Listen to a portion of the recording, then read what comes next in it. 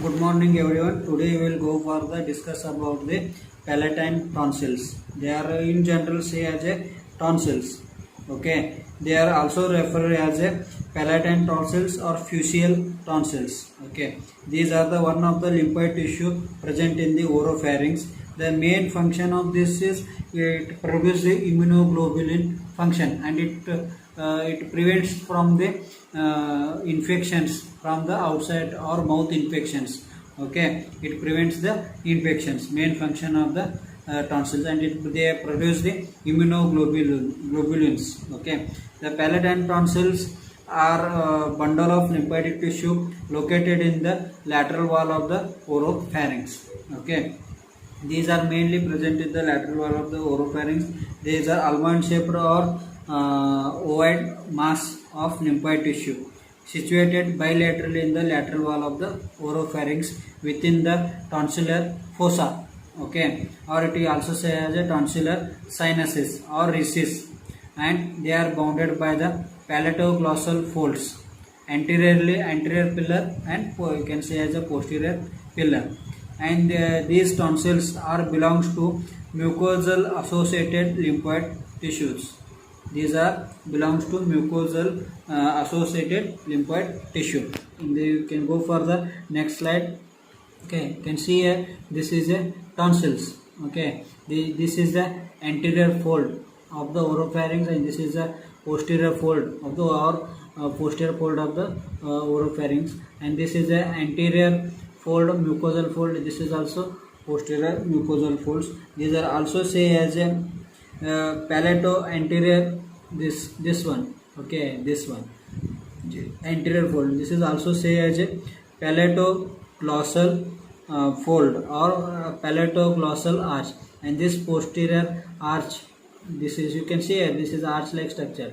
Okay, and this is also arch like structure, and this is a anterior arch like structure.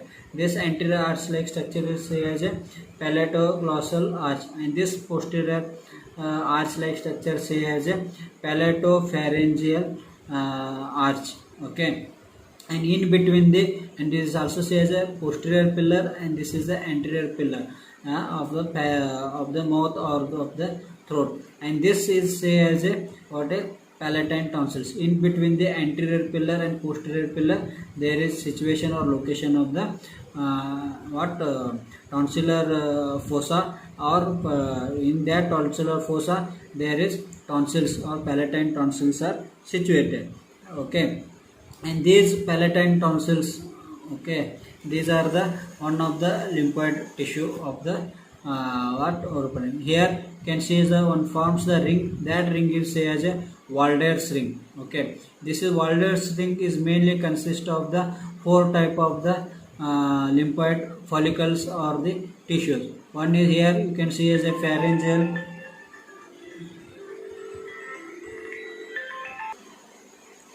This is a site of the tonsils. Okay, these are also say as a fusial tonsils, because fusial, it is a came from the Latin word. In fusial means it is a throat. Okay, in general, in anatomical fusious or fusial, these are the arched opening at the back of the mouth leading to the pharynx. That's why these are also say as a fusial tonsils. You can go for the next slide. You can see here. Okay, this is the location of the tonsils, and it is where it is present. These are the location of the lingual tonsils, and here you can see as the pharyngeal tonsils, and you can see here, like here you can see the tubular tonsils, and these rings are say as a Walder's ring. Okay, these tonsils are sit in the isthmus of the fusius. Okay, this is the isthmus of the fusius. Here what we can oropharynx and the mouth or buccal cavity we will connect. Okay, isthmus of the fusius bounded anteriorly. This fold you can see here. This fold you can see as a palatoglossal arch. Okay, anterior fold or anterior pillar, and this you can see here one fold you can see. This fold is say as a palatopharyngeal fold. Okay, palatopharyngeal fold or palatopharyngeal arch. Okay, Then this is the site of the tonsils, and this is a, you can see the oral cavity as seen in the sagittal section. Okay, this is the tongue. Already explained last class about the anatomy of the tongue, and this is a root of the tongue. Okay, can see the root, or you can say the posterior 1/3 of the tongue, and just above here can see here what a palatine tonsils, and these are the anterior fold, this is the posterior fold, this is the soft palate. Okay, this is the site of the palatine tonsils. Okay, these are the bundle of lymphatic tissue located in the lateral wall of the oropharynx. We can go for the next slide. Okay, this is the introduction of the tonsils. The palatine tonsils are dense, compact bodies of lymphoid tissue that are located in the lateral wall of the oropharynx. Palatine tonsils represent the largest accumulation of lymphoid tissue in the Walden's ring. The Walden's rings is involved in the production of immunoglobulins and the development of the both B cells and T cells of the lymphocytes. Okay, this is the introduction of the palatine tonsils. You can see here, this is the Walden's ring. Okay, these are the palatine tonsils or facial tonsils. These are the lingual tonsils. These are the tibial tonsils, and this is the pharyngeal tonsils. Can go for the next slide. Okay, now we know the what is mean by the Walden's ring. Okay, Walden's ring, it is nothing but a ring of a lymphoid follicles or lymphoid tissue. The definition of the Walden's ring is a collection of lymphoid tissue in subepithelial layer of the pharynx, which is aggregated at places to form the masses. You can see here, this is the buccal cavity. Okay, you can see here, these are the lingual tonsils, these are the palatine tonsils, here the pharyngeal tonsils, and here you get the tubular tonsils. Okay, in this picture you can see here. Okay, these are the pharyngeal tonsils, these are tubular tonsils, these are the palatine tonsils, and these are the lingual tonsils. Okay, and this ring is say as a Walden's ring, and sometimes they have become infected, these tonsils. Okay, and they are enlarged and forms the sore throat. Okay, sore throat like clinical features. Okay, and this is about Walden's ring. Okay, you can go for the next slide. In that, Walden's ring is a continuous band of lymphoid tissue that surrounds the upper pharynx. The superior portion of the ring is located in the nasopharynx and is composed of the adenoid. Laterally, the palatine tonsils, and anteriorly the lingual tonsils to complete the ring. The tonsillar crypts extend deeply into the body of the tonsils and are surrounded by the lymphoid nodules, and debris and foreign particles are collected within these crypts. Because of that, this is work as a policeman of the buccal cavity, you can say in short term. Okay, or you can also say as it prevents the infections of the buccal cavity, pharynges, like that. Okay, you can see here like this, these tonsils are arranged like a ring. This is a pharyngeal tonsils, this is a tubular tonsils, this is the palatine tonsil, and this is the lingual tonsils, and these are forms like this ring. They are arranged like this ring. That's why it is as a Walden's ring. Okay, you can go for the next slide. Okay, functions of the tonsils. It has the protective function in that it prevents the entry of pathogens through the nasal and oral route. The crypts on the surfaces of the tonsils serve to increase the surface area and increase the efficiency of protection against the pathogens. It forms a part of the Walden's lymphatic ring. Applied anatomy of these tonsils. The tonsils prevents the infection. The infected tonsils as a septic focus.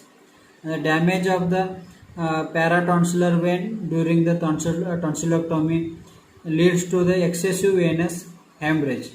The damage of the glossopharyngeal nerve leads to loss of the taste sensation. Infected tonsils pain may be referred to middle ear because of the same nerve supply. Okay, can go for the next slide. Okay, the size and size of the tonsils. The size of the tonsils is varies. Okay, to 10 to 15 mm in transverse diameter and 20 to 25 mm in vertical diameter. Okay, in general the size of the tonsils is varies, but in general 10 to 15 mm in transverse diameter and 20 to 25 mm in vertical diameter, and these are larger in children's. The size of the tonsils is varies according to the age and individuality and the pathologic status. The actual size of the tonsils is bigger than the one that appears from its surface. At the 5th or 6th year of life, the tonsils rapidly increase in size and reaching the maximum size at the puberty. At puberty, the tonsils measures 20 to 25 mm in vertical and 10 to 15 mm in the transverse. And these tonsils are almond shaped or ovoid mass of lymphoid tissue. Okay, these are look like a almond shaped.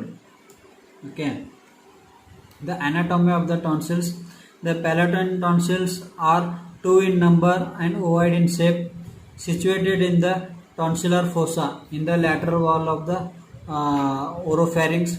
The tonsillar fossa composed of 3 muscles. Okay, one is palatoglossal muscles, or you can say as a or palatoglossal arch. Okay, you say as a anterior pillar. The palatopharyngeal muscles, or it is say as a posterior pillar.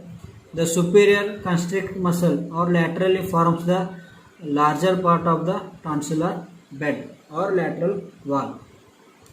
Okay, can see here in this picture. Okay, this is a anterior pillar or anterior fusial pillar. This is say as a what? Palatoglossal arch or pillar. This is a what? Tonsillar fossa, and this is a posterior fusial pillar or posterior pillar, or you can say as a palatopharyngeal arch or muscle.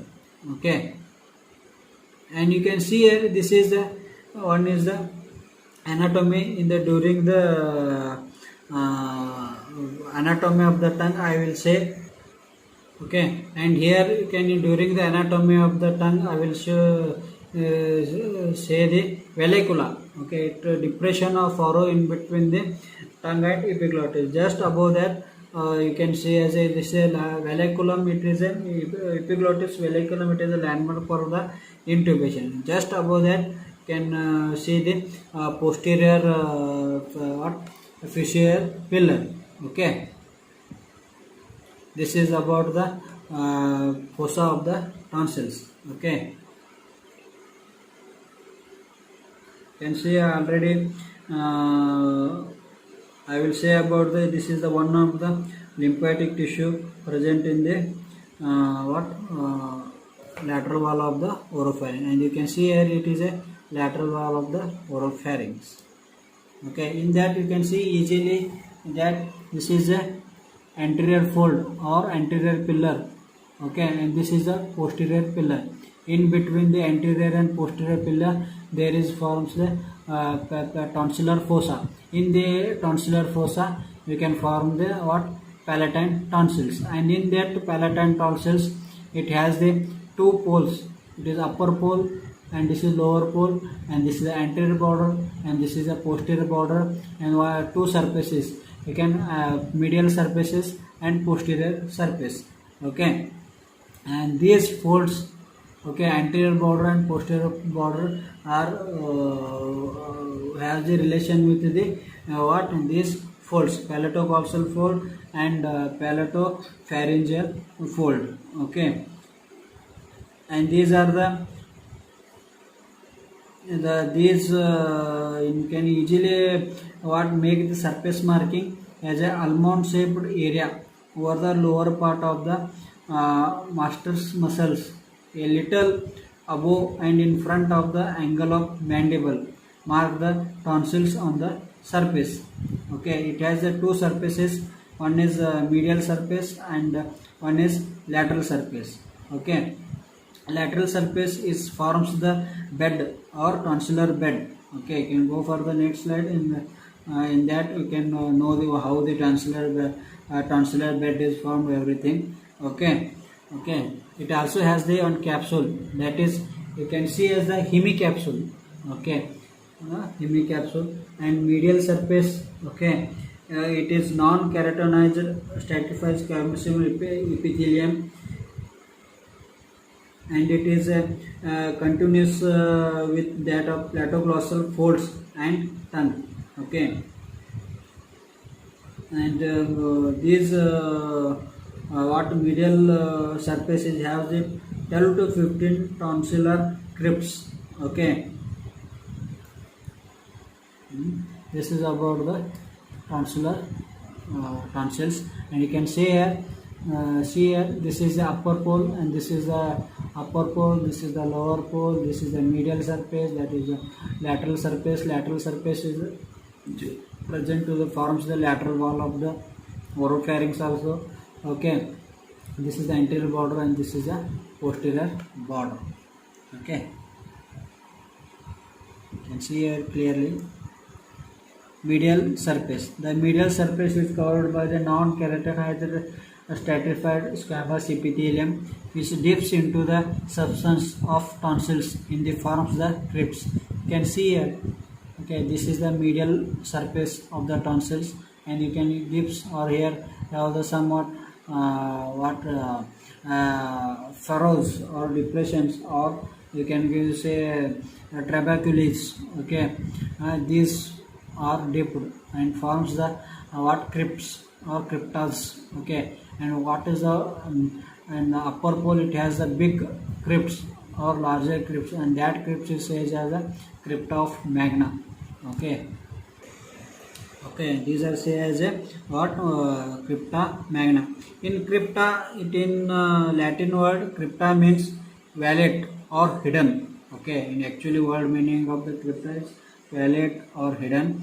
But in anatomically, the crypts are the anatomical structures that are narrow but deep invaginations into larger structures.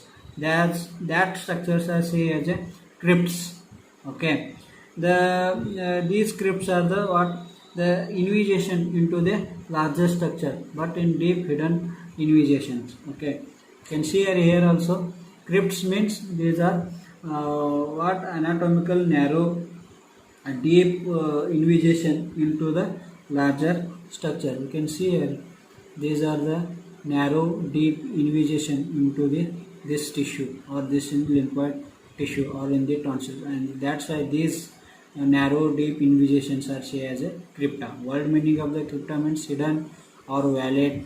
Okay, but here in an anatomically crypta means or crypts means these are the narrow and deep invagation into larger structures. Okay, and these invaginations are say as a crypts. These are in the tonsils. These are present 15 to 30 in number.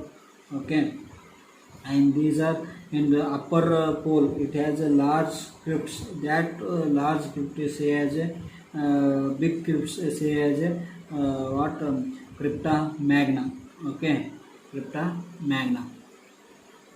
Okay, one of the crypt situation near the upper part of the tonsils is very large and deep, and it is called as the crypts of the magna. Magna means big.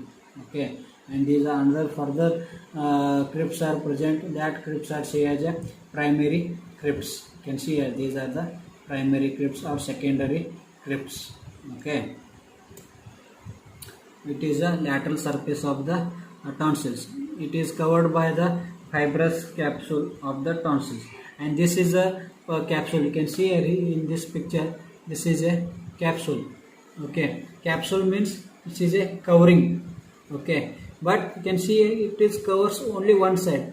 Hemi means it is also says hemicapsule, hemilateral capsule of the tonsils.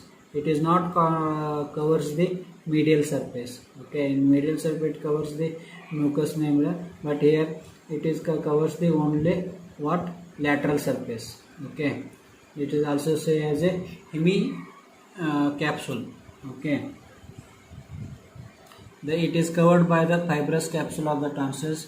The tonsillar bed is separated from the capsule by the loose areolar tissue. Can you say this is a loose areolar tissue present between the capsule and the the paraglossal fascia. Okay, this makes it is easy to dissect the tonsils from the bed during the tonsillectomy. It is a site of collection of pus in the peritonsillar abscess. Okay, this lateral surface is covered by the one fibrous capsule or one covering, that is hemifibrous capsule. You can see as a hemifibrous capsule. Okay, the lateral surface presents a well defined fibrous capsule.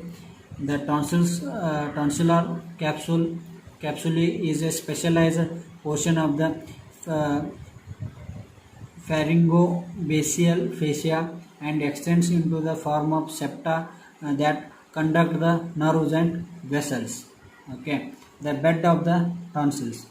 Okay, it is a lateral wall of the oropharynx or lateral surface of the tonsils forms the bed. Okay, that is they are mainly contain these structures. One is capsule. Capsule is a and lateral wall forms the bed of the tonsils. In that, a lateral wall is covered by the tonsillar hemicapsule formed by the condensation of the pharyngobasilar fascia, which extend into the tonsils to form a septa that conduct the nerves and vessels. Okay, the tonsillar bed is separated from the capsule by loose areolar tissue, which forms the peritonsillar space. Okay, the palatine or external palatine or paratonsillar vein descends from the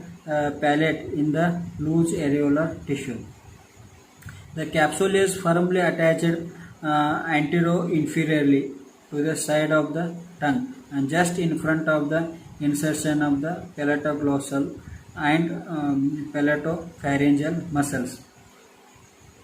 Okay, and this is very important that that thing that forms the bed of the can say as a tonsils. Okay,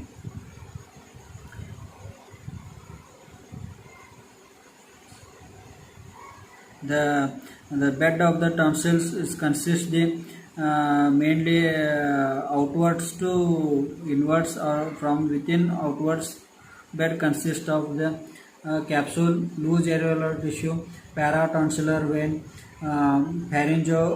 pharyngobasial fascia, superior constricting muscles, buccopharyngeal fascia, styloglossus, glossopharyngeal nerve, facial artery, medial pituitary muscle, angle of the mandible, submandibular salivary gland. You can see here in this. Okay, the bed of tonsils from the medial to lateral side. This is the medial surface and this is the lateral surface. You can see here this is a capsule. Okay, it is not completely covers the can say as a tonsils. Okay, this is covered by the tonsillar hemicapsule. It is formed by the condensation of the pharyngobasial fascia and fascia, which extend into the tonsils to from a septa to conduct the nerve and vessels. Okay, you can see here Okay, this is the capsule. It is covers only towards the one side. Okay, and in between it separates the this capsule. It is separates the what space. That space is as a paratonsillar space, or it is space is filled with the alveolar tissue. Okay, that tissue it separates the from the pharyngobasal fascia. Okay. It is connected, it separates the tonsillar bed is separates from the capsule by loose areolar tissue which is forms the peritonsillar space. Okay, this is the peritonsillar space, and this is very important during the what a tonsillectomy. Okay, and in that you can see here, you can also you say that this is the peritonsillar way in the alveolar tissue. Okay, you can see the peritonsillar veins also. Okay, and in that just below that you can say the pharyngoglossal fascia, and that in that superior constrictor muscle.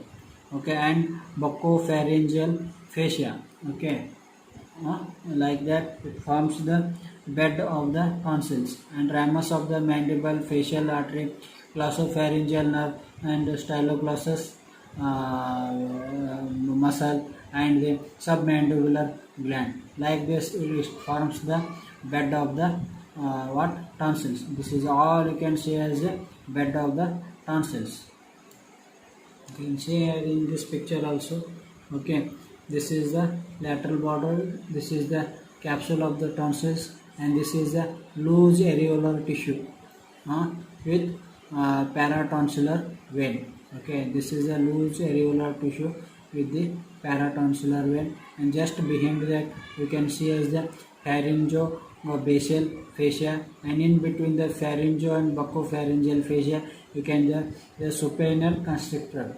Okay, and just below that you can see the medial pterygoid angle of the mandible. Okay, master muscle and facial artery, and you can see also styloglossals. Okay, and you also have the glossopharyngeal nerve and submandibular gland. Okay, submandibular salivary gland. These all are forms the bed of the tonsils. Okay, what are the importance of the bed of the tonsil capsule? Because of the septa, the tonsils is not easily separated from the its capsule. The loose areolar tissue, one can easily dissect the tonsils by separating the capsule from the muscle through this loose connective tissue. The glossopharyngeal nerve.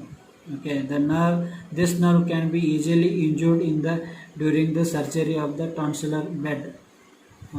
Injury if the tonsillar bed is violated. Commonly affected temporarily by the edema after the tonsillectomy, which produces the both transitory loss of taste over the posterior third of the tongue and referred otalagia. Okay, can be addressed surgically through the tonsil bed for its neuralgia. Styloid process can be addressed surgically through the tonsillar bed to the Hegel syndrome. Okay, you can see here this is the has the two poles. One is the upper pole and the other one is lower pole. The upper pole is extend into the soft palate, and it is plica simularis, the similar fold of the mucous membrane which extends from the anterior pillar to the posterior pillar and covers the medial part of the upper pole. And supratonsillar fossa, it is a potential space enclosed by the semilunar fold. Okay, this is you can see as in the what tonsils. Tonsils has the two poles, and upper pole and lower pole, and it extends into soft palate. Okay, the anterior pole is extend into soft palate. You can see in this picture easily.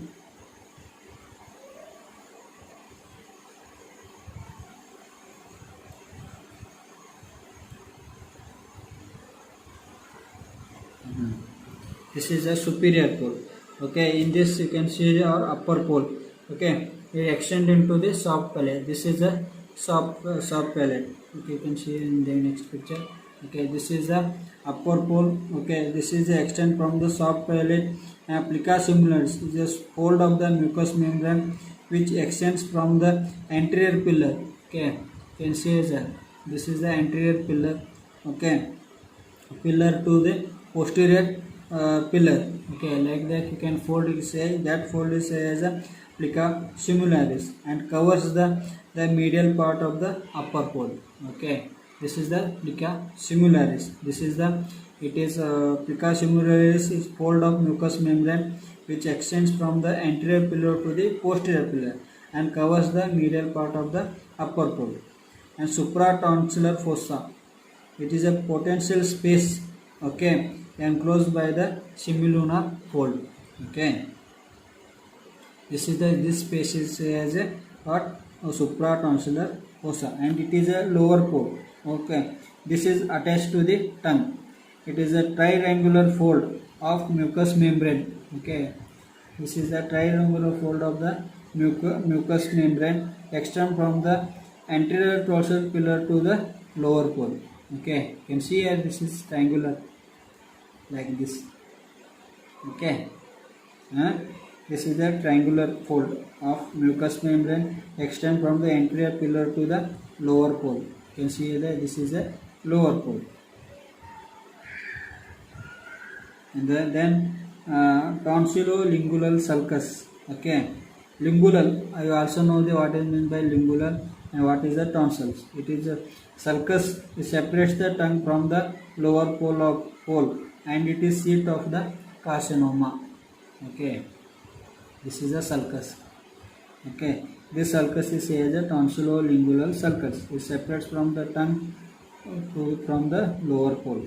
Okay, it has the two borders. This is the anterior border and this is the posterior border. The anterior border is related to the palatoglossal arch or anterior tonsillar pillar. Okay, and posterior border it is related to the palatopharyngeal arch or posterior tonsillar pillar. Okay, these are the two pillars.